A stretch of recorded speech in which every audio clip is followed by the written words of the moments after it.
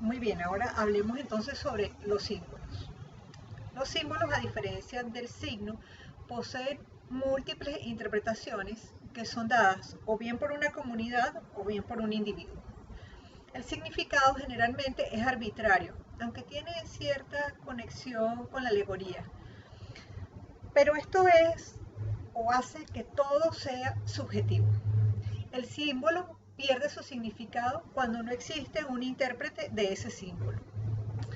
La palabra símbolo viene del griego, simbolón, y significa reunir o encontrar un signo de reconocimiento, un contrato, una señal, una relación.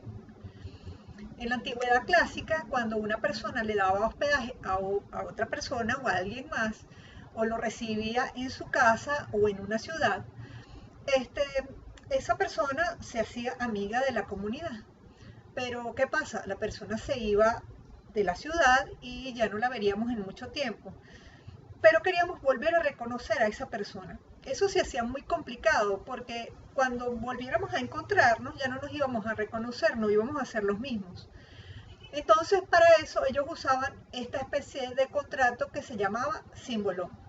También se le llamó tessera hospitalis. Esta, este artefacto era una tabla que se picaba a la mitad y cada una de las partes, tanto el anfitrión como la persona que se hospedaba, guardaban una parte de esa pieza.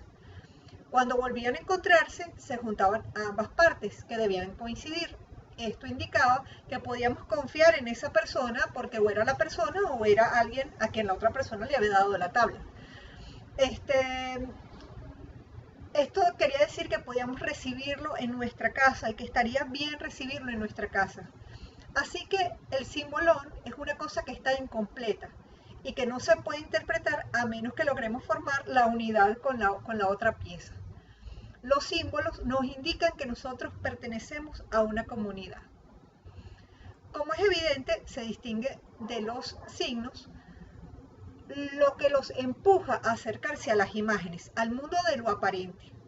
Los símbolos son cosas o situaciones, esto es muy importante.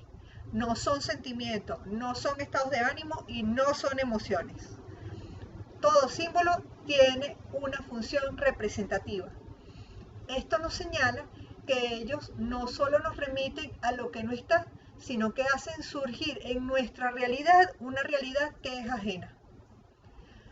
Todas las cosas que observo son potencialmente símbolos, pero solo lo va a llegar a ser en la medida en que yo le permita ser acreedor de ese poder. Son formas de lenguaje que nos van a permitir comprender el mundo. Un símbolo es singular aun cuando tiene mucho significado, pero no se posee, pues cuando pensamos el símbolo, este desaparece. No puede razonarse porque pierden su carácter simbólico. Es una expresión de nuestra inocencia. El símbolo solo es símbolo para quien es el símbolo y pertenece al orden de lo ontológico y no al orden de lo epistemológico. Es decir, tiene un ser y no precisamente un conocer. Lo simbólico es subjetivo, pero no es pura subjetividad.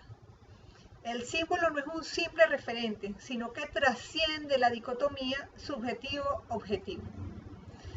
Su principal característica, entonces, tenemos claro que va a ser su subjetividad y por tanto tiene unas limitaciones. El símbolo es interpretado por cada sujeto de una forma diferente y revela una parte de su interioridad, de la percepción interior del mundo de ese individuo. Así que no será para mí lo mismo el símbolo de un árbol que para ustedes. Todo símbolo requiere una tensión comunicante, que es la posesión transitoria del ser o del objeto por aquello que es simbólico y que lo transforma en un símbolo. Esto lo que nos dice es que los símbolos no pueden ser generales, sino que son particulares. Cada objeto ofrece una simbolización distinta y desconocida para el resto, que está atada a mi propia vivencia. Los símbolos no nos explican el mundo, lo representan y lo llenan de energía. No me sirven para comprender la realidad, pues ellos son esa realidad. No pueden ser analizados, pero pueden ser comprendidos y aceptados. Lo simbólico al ser inconsciente, es como esas actividades que realizamos apoyados en el inconsciente. Si pensamos en ellas, resultan más difíciles de elaborar, como por ejemplo cuando escribimos a máquina o cuando respiramos. Es un vaciamiento de la realidad literal compacta, una desdogmatización. Uno solo puede tener un símbolo cuando le resulta simpático, es decir, cuando está en nuestro mismo espacio. Un símbolo nos toca internamente, pues es una vivencia. No es en sí mismo, no tiene unidad. No se relaciona con nada, pues él constituye en sí mismo una relación. Por otra parte, no necesitan ser interpretados, no son objetos hermenéuticos, sino que constituyen el último ladrillo de la realidad. Cuando merita una explicación, el símbolo va a perder su carácter simbólico y cuando lo conceptualizamos desaparece. Ante el símbolo nosotros lo que hacemos es caer en éxtasis. Así que el símbolo está por encima del hombre. En el libro rojo, John nos va a decir, el símbolo es la palabra que sale por la boca, que no se pronuncia, sino que asciende como una palabra de la fuerza y de la necesidad, desde la profundidad del sí mismo y se posa inesperadamente sobre la lengua. Es una palabra asombrosa y tal vez aparece irracionalmente, pero se la reconoce como el símbolo por el hecho de que es extraña al espíritu consciente. Así los símbolos son llamadas a la contemplación. No nos dicen cómo comportarnos.